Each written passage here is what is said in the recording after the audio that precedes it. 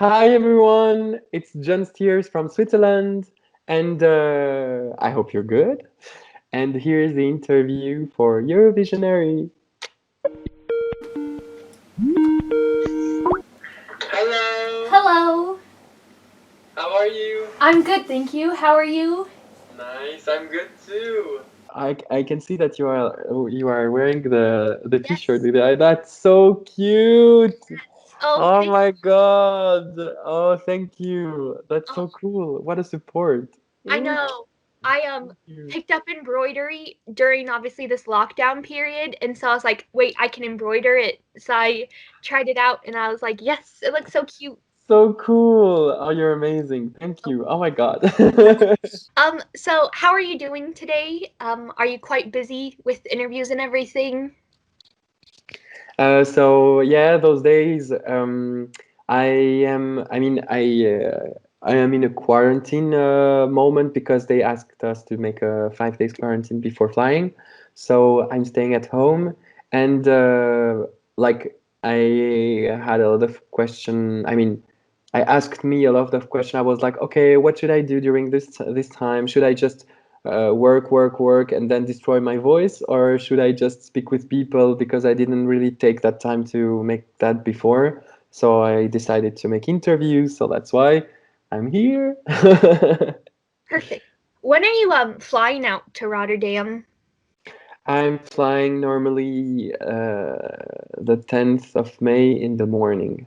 Yeah. Oh, bright and early. So just to start off, were you born in Switzerland? Have you lived there your entire life? What's that like? So yeah, I was born and raised in Switzerland, and like my family roots are Albanian and from Kosovo, and yeah, and I'm making music since really young here in Switzerland. Yeah, Oh, that's a little bit like for the question. I know. It's because like you've been on Albania's Got Talent and Switzerland's Got Talent and The Voice France, so you've been like sort of all over. Do you have a favorite of those shows? Yeah, of course, if you watch it like this, it looks like, I tried to make every shows, but that doesn't really happen like this. What happens is like when I start singing, my grandfather, who is the man who made me sing for the first time, his favorite song, Can't Help Falling in Love from Elvis Presley.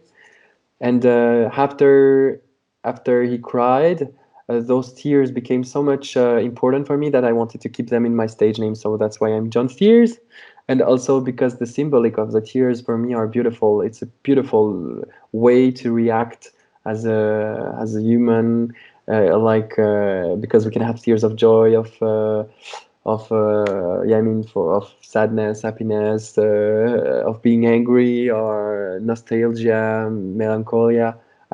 There are so many way. It's a beautiful reaction that I really wanted to keep in my name, um, because it always fascinated me. And Yeah, so when I started to sing, my grandfather told me, "Yeah, I'm gonna put you on a show," and he has no connection with the television word, but step by step and call after call, like, "Hey, do you know someone who? Yes, I know someone. Okay, and could you help me to find that number? Okay, and could you and like step by step, he arrived to apply to yeah apply me for just as a guest in a TV show, and it was in Albania because he's from Albania, and so when I did that show, um, it was quite a weird experience because I was young and it was TV, so it's not like it's a special TV. It's always special, a special word, and so for me, I was really impressed, but at the same time, really um, disappointed a bit because it was a it was a weird experience because it didn't look so human in the way that like for example, it was a show with a lot of children and the other children were here since months, where they were, I mean, they were like me, 8, 9 years old, and they were learning five different languages.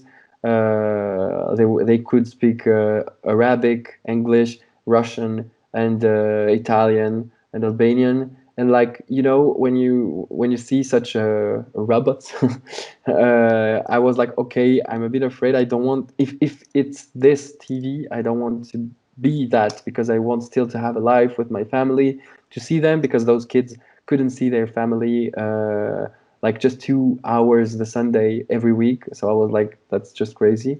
And I really wanted to, yeah, to, how can I say that? I really wanted to have a great experience with TV, but this first TV experience was a little bit, yeah, frustrating. And then when I came back to Switzerland, 1 year after, they called me because they was making the first season of Albanians Got Talent, and they asked me to participate in that show, and I was like, okay, let's just try. So I tried, and then I finished at the third place. And then in France, they saw that, so they invited me. They told me, "Come on, make the same show in France." And then Switzerland saw me, and they told me, "Hey, come to make this in Switzerland too." So I made all of those, but really, like, it was always coincidence. It was always like they show me, so they call me, so I was okay, let's just go. And I was always doubting. And then after the show I did in Switzerland, I was maybe 12 or 13 years old. I was like, okay, now I should stop, continue my studies, and just like yeah, and just like maybe take having a normal life first, but also constructing my my musicality, because at that time I was just trying to impress other artists. I was like, okay, my grandfather was like, just listen to Celine Dion. So I was listening to Celine Dion for hours and hours, and I was like, okay, let's try that note, let's try the way she sing. And I didn't have any way I sing. So that's why I wanted to learn that and also to construct that. So I developed it this till my 18, 19 years old. And then I started music again. And then my mother applied, I mean, my mother um, made a video of me on stage in a festival in Switzerland without telling me. And then she sent that video to The Voice in France. And so The Voice called me, and I was like, I don't know if I should go, because like I mean, I constructed my band, we met each other, and I was like, oh, I don't want to lose everything I've built. And they were so cool, because they told me, yeah, just go, we are behind you, we support you. And then I did The Voice. And after The Voice, I have been contacted by a Swiss duet, Alios. And so they called me to make a songwriting camp, and I was like, okay, let's try. We never know. And when I arrived, they explained me that it was for Eurovision, and I was like, okay. And finally, we did Répondez-moi, and that's how. I mean, that's an explanation, a short explanation of the process. But of course, when you're looking at this, you're like, okay, why does he wants to make every show? That's not what I want. It's just like, it was like, that was never a goal for me to make all those TV shows.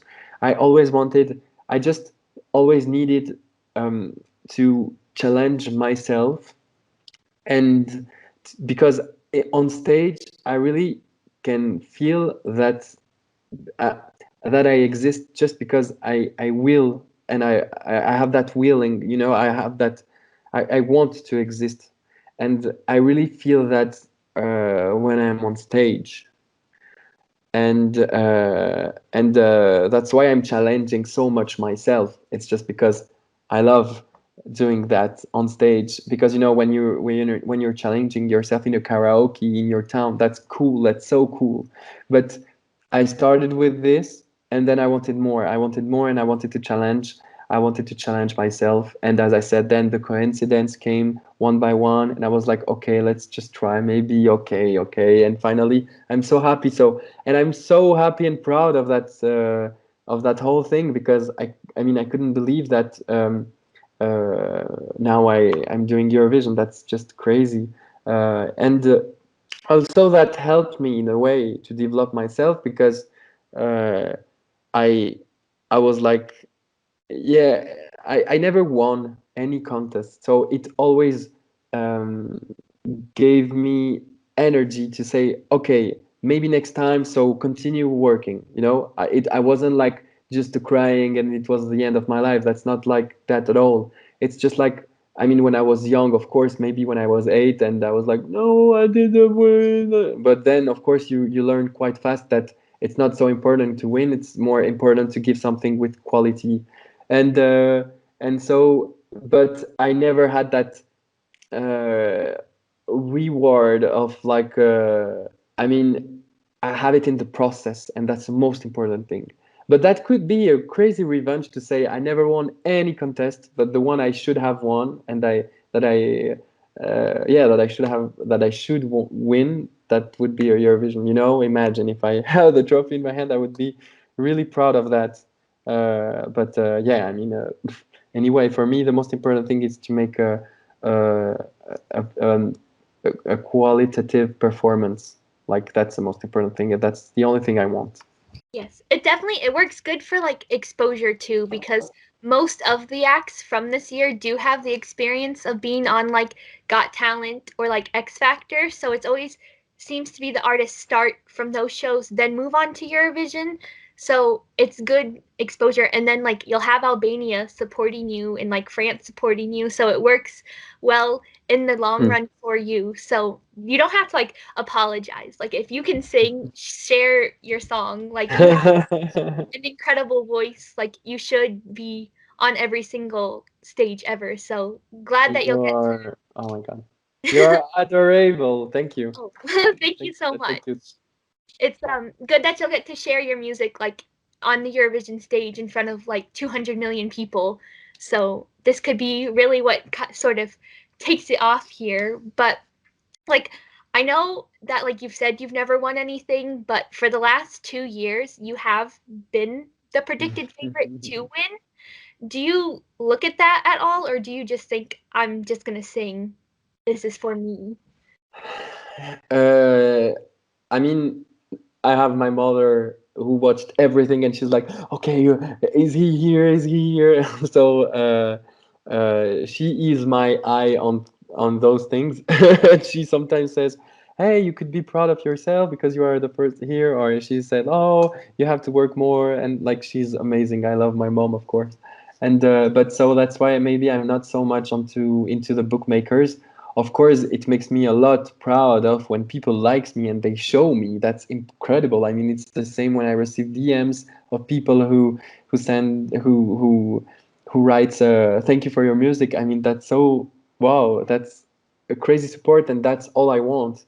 But for Eurovision, it's just like, I for me, I really need to be focused on my performance, because as I said, uh, I'm risking a lot. I mean, we never know when you're making a bad performance. Then, and I really want to have something qualitative. So that's why I'm working a lot on it, and so that's why I'm not so into the bookmakers. But it makes me really happy, of course, when they tell. Well, I mean, it makes me proud, but it's just like I don't really have the time to um to stay like, okay, yeah, thank you. Like, no. Yeah, I understand. It's definitely good to stay grounded and not let it all get to your head. But I know like you have one of the biggest fan bases. Like I know you're not on Twitter, but like every single day you're brought up and like the question is when are you joining Twitter? When are you TikTok? Like we're expecting we want you on there so bad. Why do you just choose to stick with Instagram? Um, Actually, if I had the choice, and that's, yeah, that's bad for me to say that, but actually, I just, if I could have the choice, I will even not be on Instagram. I mean, the most important thing for me is to see people in live on live, and the problem is that especially Instagram, you show your whole life to everyone, and TikTok is even more intimate. It's like you show really like your private life, and especially now with all those trends that are becoming more and more oriented to the sexuality. I mean, it's for me. I mean, I have TikTok, so I'm maybe a bit bad because I have TikTok, but I don't at all use it because I mean, I the day I want to make those little video I make on Instagram, like to make people's laugh and everything like this. I think I will. I'm thinking of that, but I'm like the person who has that angel and that demons like both here, and he's like, yeah, you should do it because people wants to see you, the people wants to also have fun, and I like also to make people loud. So I'm always hesitating, and at the other side I'm like, yeah, but it's still a weird I mean, yeah, you have really good things. It looks like you have really good things on TikTok and really bad things. And for me, it looks like there are really funny things, and I love when they people trying to make funny things. But then you have the other side when you're like, that's not for me. Why is it here? Or sometimes like really like why is it here? Like sometimes you're like okay, and Twitter, it's just like I don't know why. First, I'm not sure if I know how to use it. I tried once, but I didn't really understand. And the second thing, it's just because, as we said before, like I mean, I'm really bad at internet stuff and computer and technology, and so yeah, and it looked like sometimes Twitter, it's a lot of like everyone says his reaction, not his opinion. But now the word is going so fast that people are not thinking before writing sometimes. I mean, really quite often. So it's so sad because they are writing reaction like, oh, well, it's a stupid. And I mean, I'm also doing that. Of course, I have reaction like everyone does. I mean, yeah. So of course, like sometimes I'm unhappy, sometimes I'm happy, and I have those reaction. But it's not anymore an opinion. It's not like I have done the exercise of rethinking about that and then write it. It's like, oh, and you're like writing and destroying your your thing. And so that's the only thing that makes me a little bit sad. And the thing with Instagram is like just you can post a video or a picture of you, and like it explained as it is, and people can just comment, and that's all. It's not like I mean yeah, I don't know why I feel comfortable with that format, but yeah, maybe I can also try I should try maybe TikTok and maybe one day Twitter if I understand how it works.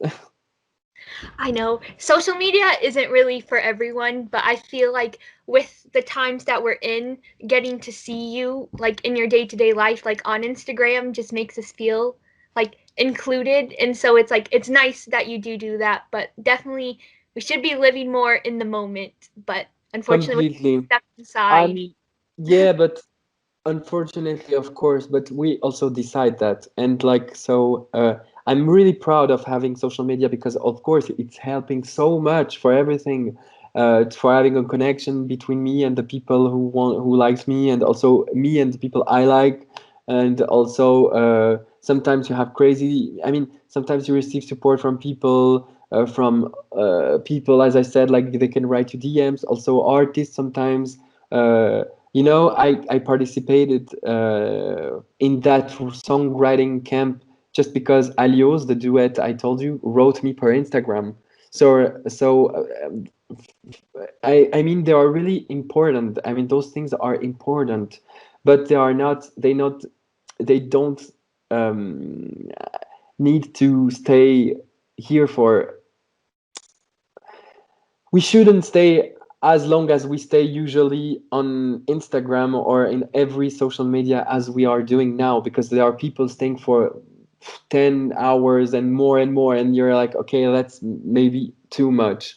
And that's the only thing I'm scared of. And sometimes I'm just thinking we should just do like like they did in TV. 40 or 50 years ago, and just close the social media at 12 12 at night, and then open again at 7 a.m., for example. That should be amazing. Like, really to have like nothing. And sometimes when you're asleep, you have nothing. You don't have your phone. You just have to be with you, and understanding why you're asleep. And like sometimes it's a really good thing, social media, and sometimes for me are they are really being toxic. Yeah, I definitely understand. It's definitely way better to live in the moment. So completely get where you're coming from. Just kind of sort of to wrap this up, because I feel like I could speak to you like all day. I don't want to like run over your time and like make you late for anything else. But with Eurovision, what is the main thing that you want to get from this? Do you want a new fan base? Do you want people to hear your music? What do you want from it? I mean, for me, the most important thing is like I would like to touch people, to move to tears maybe, but I mean to just to have an impact on people. That would be amazing, and also to have as I said it 100 times, but have it. I want to have uh, a good performance that people will like that. And why? Because then I want to make my own projects, my album, and those things. And I would love people to join me and to listen to my song if they are, yeah, if they have a connection with it. And that would be amazing, because I mean, Eurovision is beautiful, but of course, after Eurovision, it's gonna go down. Like, because even if you win, I mean, you're not having uh, more than 200 million people that are following you, helping you, and it's not like this. So, and they are not looking at you every week. It's Eurovision, and then it's next year. So I'm really looking forward to see like the people who will follow me. I mean, follow my work, and I hope they will like that, because that's the most important thing. I mean, the most important thing that it's like people when they will watch Eurovision, they will find quality in every performance, and they will like it. And then yeah, I mean, as an artist, I would love to be supported. That's the most important thing that I would like to have. But I'm feeling already supported a lot, so that's really cool. Yeah. Eurovision fans are the most supportive in the world. So regardless of Mhm. what happens, is we're always gonna back you and we're always gonna be on your side. And then like 10 years from now, we'll be like, oh, let's watch the contest from 10 years ago. So you're always gonna have the support in the fan base. So So that's cute. always a good thing. But do you have anything else that you want to necessarily add, or anything that you think is super important that anyone knows about you? I would just like to say thank you for this interview and for the time you take for me. That's really important. And yeah, and like it's a pleasure to speak with you, because you look like calm, and that's cool. And it was a pleasure to speak with you. And also, I just want to say, just take care and stay safe. And also to all the viewers, like that, that they need to make plans. They need to not to be just depressed by this period, but by this time that it's complicated. And yeah, and I really hope that people will find the sun inside of them, because I'm sure that we can shine all together. Oh, that's so sweet. Well, thank you very much. I wish you all the best of luck in Rotterdam, and I hope you Thank really enjoyed this experience and you remember it forever. But all the best and safe travels as well. Hopefully thank everything will you. be okay for you. But thank you so Thank you. much.